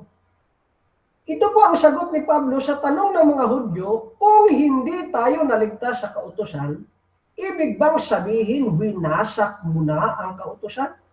Ang sagot ni Pablo, hindi. Ang pananampalataya kay Kristo ay nagpapatunay na tama ang kautusan na tayo'y makasalanan at nangangailangan ng tagapagligtas. So yung kautusan pala ginagamit para ipakita ang pagkakasala ng tao at yan po ay hindi na rin po naulit sa simbahan. So ibig sabihin po dito ay ang pinagtibay hindi po na in-extend. Yung pinagtibay po ay naitupad. Na kung saan ay totoo po yan. Na dahil sa kautusan ay nakikita po ang kasalanan ng tao. Dahil ang kautusan po ay merong kapangyarihan sa paghatol pero hindi sa pagliligtas. Dinito rin po yung ginamit ni Denmark. Revelation chapter 12:14, sabi niya, nandyan po ang iglesia. Yung babaeng iyon na nagre-representa hindi sa iglesia, kundi sa Israel. Ang tunay na simbahan ay tumutupad sa utos ng Diyos. Pero pansinin po natin mga kapatid, ang tunay or ang utos ng Diyos, yan po ay kaloob niya na ipinahayag sa pamamagitan ni Kristo. Yan po ay law of Christ, not law of Moses. Sa historical naman ng SDA, meron daw dalawang uri ng batas, yung moral law, ceremonial law, na kung saan ay ang ceremonial o ritual ay tapos na. Pero ang katotohanan nagpapahayag, walang ganitong paghihiwalay sa Biblia dahil yung talatang nabanggit po diyan, ang law of Moses ay buo. Pag sinira mo ang isa, sinira mo na lahat. Ibig sabihin, kahit isa lang sa kautusan, ang hindi mo nasunod, hahatulan ka ng Diyos. Yan din po yung malinaw na sinabi ni Santiago. Ibig sabihin, bakit hindi na tayo hahatulan ng Diyos sa lahat ng mga mananampalataya sa Romans chapter 8? Dahil tinupad na po ito ni Kristo. Ang Sabat daw ay eternal sign. Ang Sabat ay walang hanggang tanda. Kahit ang Sabat sa New Testament ay hindi binanggit na dapat itong ikip ng mga mananampalataya. At kahit po dito sa Deuteronomy chapter 5, ang tipan ay binigay lamang ay sa Israel, hindi po sa lahat ng bansa. Alam naman natin, kahit na sa Exodus chapter 16, kahit na po sa Exodus chapter 20, yun po ay patungkol sa mga Israelita, hindi po sa simbahan.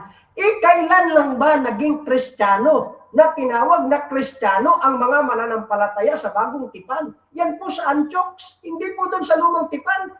Para kay Denmark, may Kristiyano na sa lumang tipan. Alam niya ba kung anong ibig sabihin ng Christian? Mga taga-sunod ni Kristo. So, ibig sabihin, kaya sana'y maunawaan po ng mga SDA na ang fulfillment ay hindi continuation. Yan po ay completion. Ang law keeper ay hindi Christ living sa New Testament. At ang Sabbath rest ay natupad. Kaya ang rest natin ay kay Christ. So ibig sabihin mga kapatid, ang kautusan ay ibinigay upang ipakita ang kasalanan. Totoo po yan. Ngunit si Kristo ay dumating upang alisin ito, isakatuparan ito. Yan po ang sabi ng talata. Kaya ang katotohanan, hindi tayo tinawag upang manatiling alipin ng kautusan na ibinigay sa Sinai. kundi maging anak sa ilalim ng biyaya. May bagong kautusan. Ano kautusan ito? Ang kautusang ipinagkaloob o ibinigay sa atin ni Kristo na dalawa lang. Ibigin mo ang Diyos at kung inibig mo ang Diyos, hindi ka gagawa ng revolto. At kung inibig mo ang iyong kapwa, hindi ka magnanakaw. Hindi ka mangangalunya. Natupad po. Ang 10 utos, kahit hindi ito ang basihan mo, dahil sinunod mo ang utos ni Kristo. Yan nga ba yung 10 utos? Dapat una ang Diyos sa iyong buhay, pangalawa, huwag kang gagawa ng Diyos-Diyosan, pangatlo, huwag mong gamitin ang pangalan ng Diyos sa walang kabuluhan, pang-apat, yan po ay ang pagkeep ng Sabat, yan po ay pagtupad, o yan po ay tinupad na ni Kristo sa pag-ibig sa Diyos. At kahit po yung 6 na natitira, pagalang sa magulang, huwag kang mangangalunya, huwag kang papatay, huwag kang magnanakaw, huwag kang magsisinungaling, huwag kang mag-iimbot. Yan din po ay pag-ibig sa kapwa. Ibig sabihin, ang kautusan na ibinilin po sa iglesia, yan po yung 2 utos na dapat nating sundin kahit hindi ang standard na ibinigay po doon kay Moses. Ang inyong sinusunod, kahit sa 2 utos lang, na isa katuparan na rin yung kautusan na pinagkaloob kay Moses na kailanman ay hindi inutos sa simbahan kundi sa mga Israelita, mga kapatid. So, yun po yung dapat pansinin ni kapatid na Denmark. Next po. Ilang time, Brother Russia?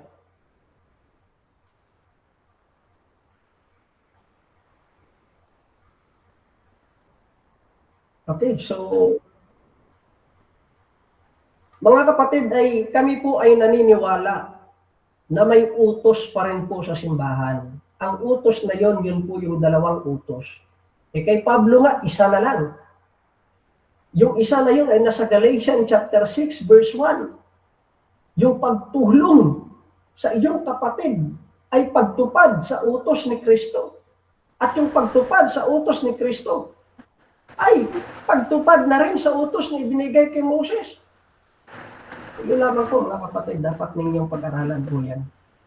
At kailanman hindi ginamit sa Biblia na ang iglesia ay ang Israel. Okay, so dyan nagtatapos, mga kapatid, ang rebuttal ng ating negative. Dako tayo sa second cross ng ating affirmative. Brother Denmar Santiago ng Seventh-day Adventist. 7 minutes, your time start now. Okay, unang tanong, Pastor.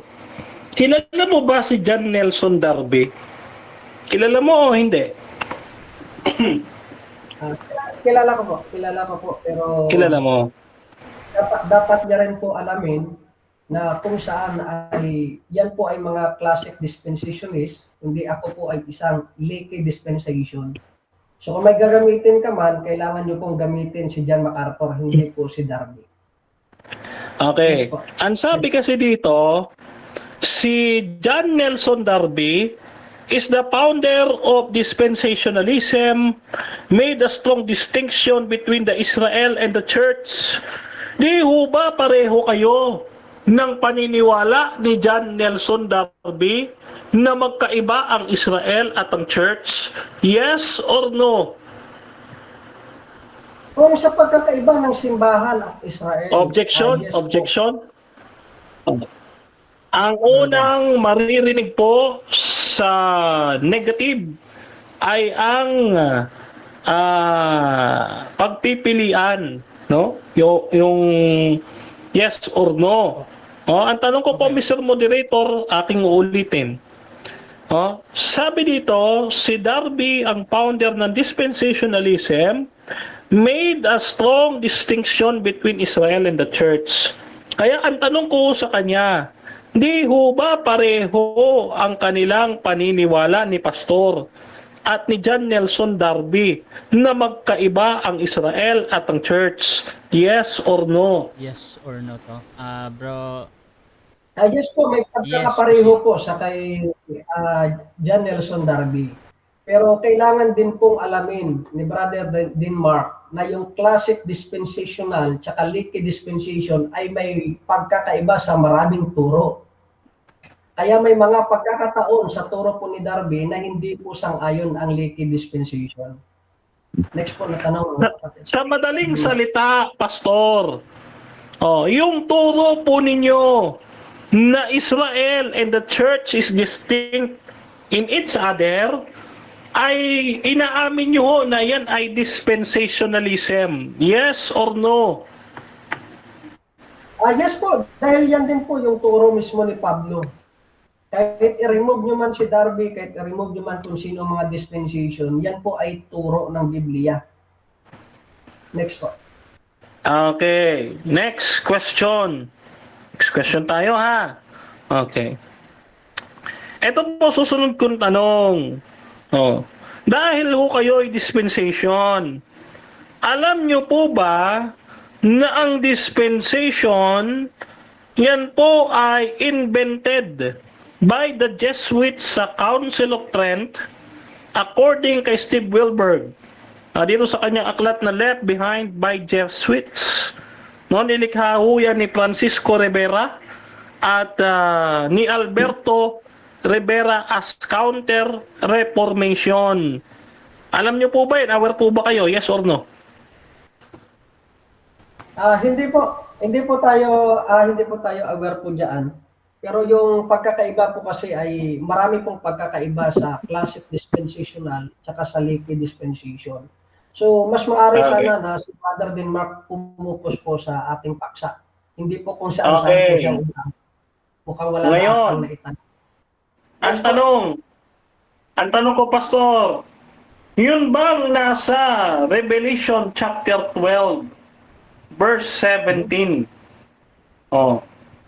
Ang nakalagay po ba doon sa Griego ay entole, na ang ibig sabihin ay 10 commandments? Yes or no? Yes po. Yan po yung nakalagay, pero yan po ay tumutukoy po sa Law of Christ, not Law of Moses. Marami po yung mga scholar na nag-aaral po diyan na kailanman ay hindi po ginamit ni John yung Law of Christ o yung Law of Moses na kung saan ay itinuro niya rin o itinukoy niya in the book of Revelation. Next po. Okay, next question. Okay. So agree po kayo na ang entole ay 10 commandments. Agree po ba kayo na yun ang ibig sabihin at definition nito sa strong concordance? Yes or no? Ano po? Yan po ay tumutukoy sa kautusan. Pero by context, kaninong kautusan yan? Kautusan yan ni Kristo. Next. Okay, makapagbibigay ba kayo, Pastor, ng dictionary na ang entole hindi tumutukoy sa 10 utos? Yes or no? Yes po, mamaya sa closing statement ko, ilalatag ko po yan. Next po. Okay. Okay, assignment mo yan, Pastor, ha? Ngayon, isa pa. Dito po sa Mateo 16:18, aware po ba kayo dito sa definition ni Thayers? Aware po ba kayo na ito ay to rebuild, to restore, and to repair? Aware po ba kayo at agree dito sa definition ni Thayers? Yes or no? Hindi po tayo sang-ayon dyan dahil po yung tinatawag po dyan na oikodomizo, yan po ay build up, to construct, to establish, hindi po to rebuild. Ibig sabihin, nagsimula po or magsisimula ng bago, hindi po ibabalik ang lumang Israel, kundi itatatag ang Iglesia ni Kristo. Next po. Okay, next question. Meron ba kayong maibibigay na diksyonaryo sa Greek katulad ng aking hawak na Thayer's Dictionary na ang okodomeo ay hindi to rebuild, to repair, and to restore? Meron po ba? Meron o wala? Meron po. Mamaya ilalatag ko sa closing statement ko. Pangalawang Okay. Assignment nyo yan, Pastor, ha? Assignment nyo yan. Dalawa na assignment nyo. Okay, next question. Okay. Sunod kong tanong, Pastor. Okay. Ang sabi mo, si Kristo na ang Sabat. Saan mababasa yung presentation mo na si Kristo na ang Sabat, letra por letra? Saan po? Siya po ang katuparan ng Sabat. Wala po tayong letra per letra na mababasa at mabibigay kay ano. Pero 2 po ay makikita po natin na si Kristo ang katuparan ng salita. Okay, so dyan nagtatapos ang ating second stage ng ating debate. So shoutout muna mga kapatid sa ating nasa live. Kay Jimmy Evangelio, sabi niya yung sulpot ngayon lang lumitaw, ang 7th day ay mula sa paglalang. Sa Genesis 2:1-3. Shoutout din kay Fernando Camacho Jr., Bro Russia, baka pwede may malambing ako dito, especially kay Pastor Lloyd. Patutunayan ko na ang 10 utos ay utos rin ni Kristo. At shoutout din kay Jimmy Evangelio, ang sulpot galit sa utos ng Diyos, Apocalypse 12:17 kasama ng dragon. Shoutout din mga kapatid kay David Stan, kung membro na sila sa iglesia, bakit kailangan nila uling umanib sa iglesyang itinayo ni Kristo sa bagong tipan? Shoutout din kay John Mark Bustamante, tumpak Pastor Lloyd, ganda ng explanation, finish na. Congratulations Pastor Lloyd. So dako tayo mga kapatid sa ating final conclusion. Mauna dito si Pastor Lloyd bilang negatibo mga kapatid sa ating paksa na dapat pa ring sundin ng mga Kristiyano ang 10 utos. Pastor Lloyd ng Calvinism. Your time start.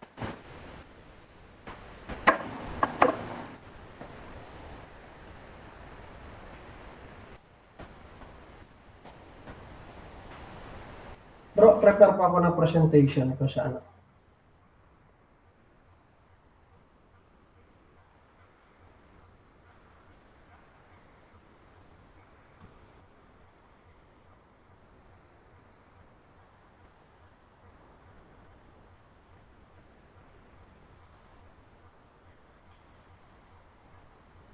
Pangkukulangin ako ng oras.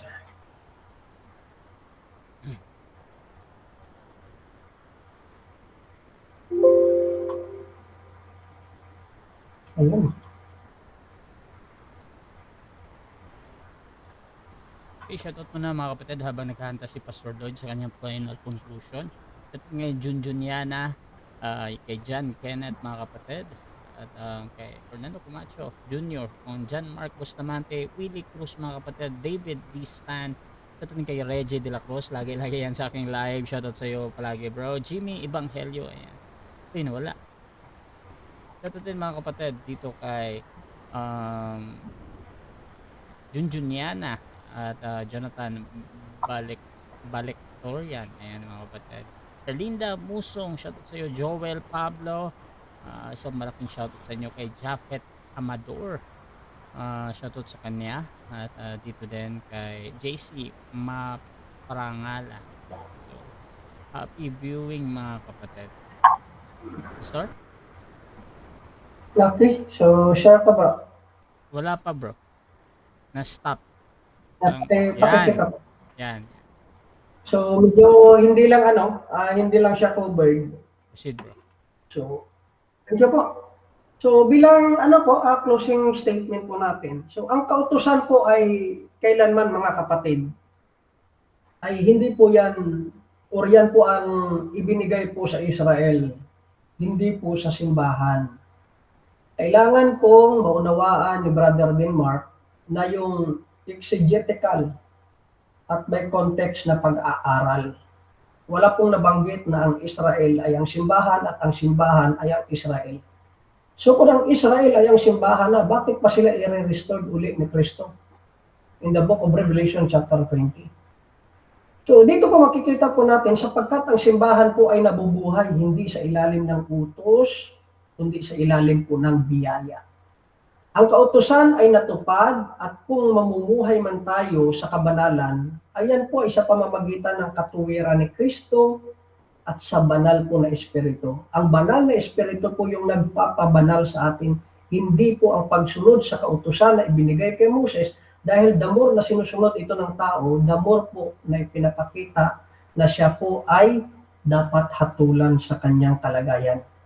Kaya ang tunay na Kristiyano ay hindi alipin ng lumang tipan, kundi anak ng bagong tipan, bagong pangako, na kung saan yan po ay tumutukoy sa bagong kombinante ng Diyos. Din po, dito po natin makikita, ano nga ba ang kahalagaan nito? Ang kaimportante po nito. So dito po, linilinaw na ang sakop po ng kautusan ay ipinapakita na ang tamang turo sa Biblia, na ang 10 utos ay bahagi ng Musa Iklo. kailanman hindi po naging parte ng simbahan o hindi po naging parte ng Mosaic Covenant ang simbahan. At ito po ay ibinigay po ito sa Israel bilang bayan ng lumang tipan at hindi sa simbahan na bahagi ng bagong tipan. Wala po tayong mababasa na yung pangako sa bayan ng Israel ay ipinangako niya po sa Pilipinas. Ipinangako niya po sa mga hindi. Wala po. Hindi po ganun. Kaya mali po doon si Denmark. Ano ang kahalagahan nito? Pangalawa, dito po ay pinapatingkad nito ang kalayaan ng simbahan sa biyaya ni Kristo. Hindi tayo tinubos para bumalik sa lumang tipan o sa kautusan sa Sinai, kundi upang mamuhay sa banal na Espiritu. Ang simbahan po ay tinawag upang sundin ang batas ni Kristo. Hindi ang alituntunin ni Moses na nakatuparan na ni Kristo o riyan po ay kanya nang tinapos. Dahil kung gusto mong susundin ang batas na ibinigay kay Moses, kailangan nyo rin pong sundin ang lahat, pati ang pag-aalay. Dahil kahit isa lang po sa batas na yan ang hindi dapat ninyong sundin, lahat po ay nasuway na ninyo at hindi na ninyo nasunod. Pangatlo, ano nga ba ang kahalagahan nito? Ipinapakita po dito ang sentro ng Ibanghilyo na kung saan ay, kung babalik tayo sa lumang tipan, bilang batayan ng katwiran, nawawalang saysay ang kamatayan ni Kristo sa krus. Ang kautusan ay mabuti, ngunit hindi ito nagbibigay buhay kundi naghahatol sa ating kasalanan at kamatayan. Si Kristo lamang po ang nagbibigay buhay. At ang pang-apat, dito po ay pinoprotektahan dito ang mga mananampalataya na hindi maging legalismo.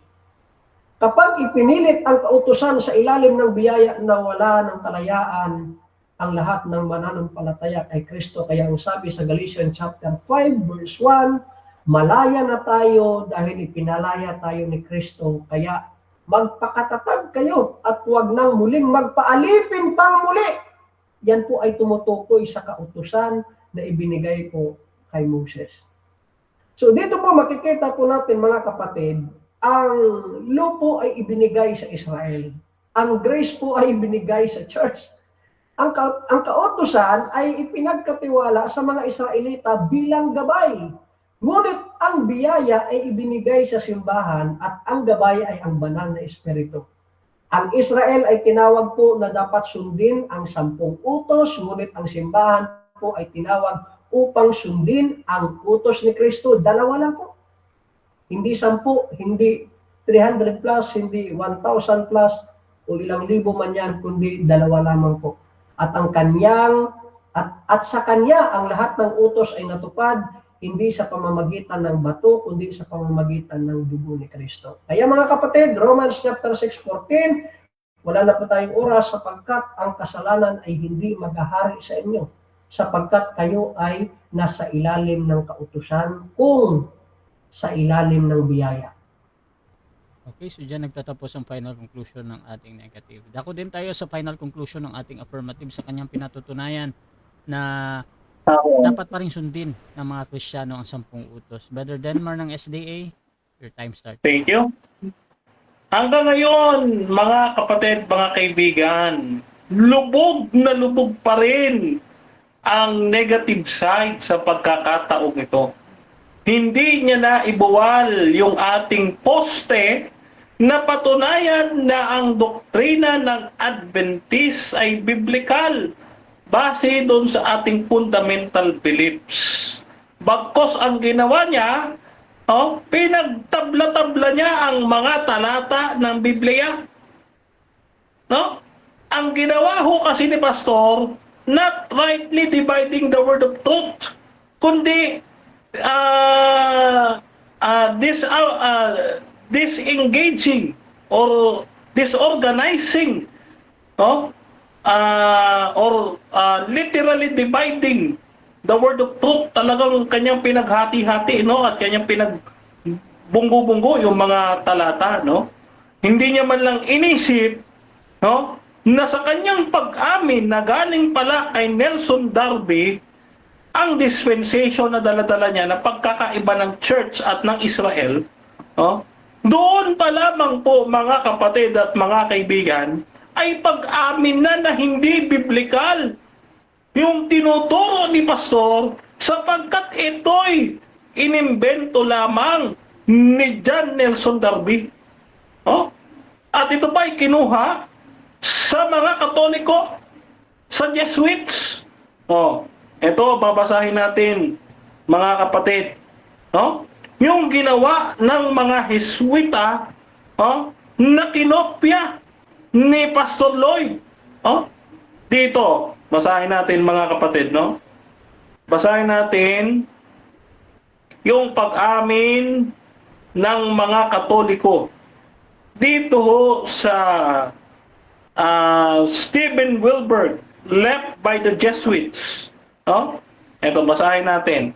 Ito pong dispensationalists, mga kapatid, mga kaibigan, ang sabi dito, at the Council of Trent, the Jesuits commissioned by the Pope to develop a new interpretation of the Scripture called dispensationalism that would interact the Protestant application of the biblical Antichrist prophecy to the Roman Catholic Church. Sino nag-imbento? Si Francisco Rivera, a brilliant Jesuit priest and director of theology from Spain. Basically said, "Here I am, send me." Like Martin Luther, Francisco Rivera also read the candles, the prophecies about the Antichrist, the little horn in the Israel, the man of sin, and the beast. Dito, mga kapatid, ginamit pala ng Roman Catholic ang dispensation to counteract the Protestant interpretation of the Scripture. Kaya dito, mga kapatid, lumalabas na ang turo ng ating pastor na kausap. Nasa ilalim siya ng Babylonia, ng natalikod na iglesia na Romano-Katoliko. No? Kaya ito ay naging anak ng patutot at nangahawa doon sa babae sa Revelation chapter 18. Kaya mga kapatid, mga kaibigan, ang panawagan ng Biblia, "Come out of here, my people." Revelation chapter 18 verse 4. Huwag kayong magpapaniwala sa pastor na ito. Ngayon, kanina pinatunayan natin na ang 10 utos, mga kapatid, iniutos sa iglesia. Ito hindi niya natutulan. Iglesia sa ilang. Binigyan pa nga natin siya 2 assignment patungkol sa Okodomeo. Yan. Patungkol dun sa Entole, wala siyang nailabas. Bakit? Kasi wala siyang maitututol doon sa ating itinayo. Kaya dito, mga kapatid, yung negative side, hindi na makakabawi dahil tapos na ang debate. Kaya mga kapatid, mga kaibigan, kanina pa po natin nire-rebat yung kanyang mga arguments. Paulit-ulit na lang yung pag-ibig sa kapwa, pag-ibig sa Diyos, yan kategorya. Kategorya yan, pero ang bumubuo dyan sa utos pa rin. Yan po ay nasa matandang tipan. Okay, so dyan nagtatapos mga kapatid ang debate natin between SDA and Reform. At before natin end yung ating live, syempre gusto ko muna kayo magpasalamat sa lahat ng nanood at makakapanood pa dito sa magre-review sa 172 na nag-comments. Unahin natin si Brother Den. Okay, isang mapagpalang gabi po sa inyong lahat mga kapatid. Purihin at luwalhatiin at pasalamatan natin ang ating Panginoong Diyos, ang Ama, ang Anak at ang Espiritu Santo na iisang Diyos na 3 persona. Mga kapatid, one God in 3 beings, the heavenly trio, mga kapatid. Ayon kay Sister White. Kaya naman, ang inyong pong malitalikod ay nagpapasalamat din sa bumubuo ng ABIM ng Advent Biblical International Ministries, panguna ng aking mentor, Dr. Rocky Tulog, at ng aking partner in crime, Brother Fernando B. Camacho Jr., yung aking kakambal na mas gwapo po ko yan. At siyempre sa bumubuo ng 3A Media, ang inyong pong maliit na lingkod, isa sa mga napili na mentor ng 3A Media. Maraming salamat, praise the Lord. At gayon din, pinapasalamatan natin ang ating non-SDA manager. Oh, yung ating paboritong streamer, recorder, and moderator na hindi bias. Oh, si Brother Rasha Vista at siyempre yung ating kausap ngayon na si Pastor Lloyd Solatorio na ating nakausap ngayong gabi ito. No? At gayon din sa mga sumusunod sa akin sa TikTok, sa Facebook, sa Instagram, and sa YouTube, maraming salamat po sa inyong suporta. Kaya naman po kayo ay aking iniiwanan sa mapagpalang kamay ng ating Panginoon. Patuloy kayong sumampalataya sa misteryo ng ating pananampalataya. Si Kristo ay namatay, si Kristo ay muling nabuhay, at si Kristo muling babalik sa wakas ng panahon. Kaya mga kapatid, mga kaibigan, tayo po'y maganda na dahil ang ating Panginoon tagapagligtas ay malapit nang dumating. Pagpalain po kayo lahat ng ating Panginoon, ang inyong pong maliit na lingkod, Brother Denmar Santiago, signing out mga kapatid. Okay, pasasalamat din, Pastor Lloyd. Okay, so maraming salamat po sa lahat po ng sumabaybay sa debate na to. Tayo naman ay bukas po tayong tumanggap ng na anumang debate, kagaya po na nabanggit ni Brother Rasha kanina. Basta yung condition ko lang po ay wag lang po tayong strawman at focus lang po sa paksa. Wag pong mag-side comment kung ano man po, focus sa paksa. So sa ating kamatyo, good tayo dyan kung gusto mong patunayan yung 10 utos ay tinuro ni Kristo. Kahit na po patunayan na ang Israel ba yung simbahan o simbahan ba yung Israelita. Wala tayong problema dyan. In a time, pwede po tayo magdebate patungkol dyan. So maraming salamat sa aking katunggali. Ay nawa po ay mag-aral pa po siya. Saka kay Brother Rasha, maraming salamat po sa ating po na moderator. Natutuwa pa talaga ako ngayong gabi. So pagpalain po kayo ng ating may kapal at sa uulitin, sa Diyos lamang po yung kaluwalhatian. Amen. Okay, so Rasha TV gusto rin magpasalamat sa lahat ng sumusuporta at laging naniniwala pa din sa ating pagmamoderate. Kung gusto nyo sumala sa ganitong gawain or maghamon man sa dalawang ito at meron na nga kay Pastor Lloyd, pwede nyo akong gamitin as mediator sa inyong pag-usap basta sumasang-ayon lang kayo sa lahat ng patakaran dito sa Rasha TV. Meron din sila mga condition mga kapatid gaya ni Brother Denmar na dapat naka-open cam, dapat klaro yung pangalan, yung pananampalataya kung sino ka. So meron mga ganon at si Pastor Lloyd syempre meron yan din. At meron din kayong syempre yung obligasyon ninyo mga kapatid. So please subscribe yung ating YouTube channel dahil ang debate na ito ay pupunta doon. Rasha Debates TV mga kapatid. Bagong YouTube channel ko dahil nagka-problem ako nung una. Please follow these two gentlemen here dahil meron din silang mga posts sa kanila, si Brother Denmar at saka si Pastor Lloyd, so you can follow them mga kapatid. At sa akin din, you can follow me mga kapatid, Rasha Vista, dahil dito ako laging nagla-live sa personal profile ko mga kapatid, Rasha Vista mga kapatid. So maraming salamat. This is Admin Rasha ng Rasha TV and we're out.